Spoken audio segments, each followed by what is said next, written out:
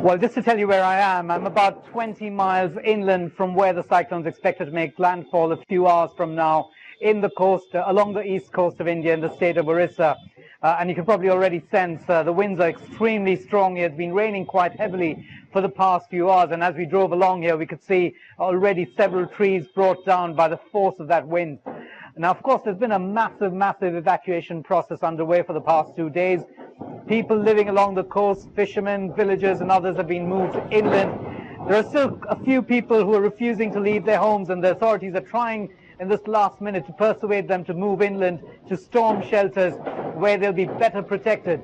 The storm itself, we're being told, is quite intense. We can expect winds of about 130 to 135 miles per hour. We're being told we could have storm surges of about 3 meters or more in length, all of which could potentially have a massive impact all along this coast. And what have people been doing to try to protect themselves? Well, the priority of the administration, as they say, is to minimize loss of life. And to that end, they've been trying to move everyone off the coast.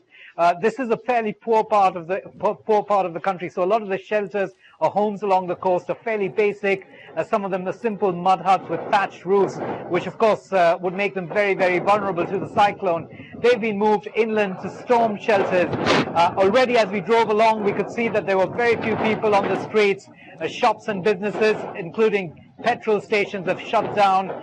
People stored up on provisions these last few days because they're quite unsure of what's going to happen in the next few hours and how long the impact is going to last.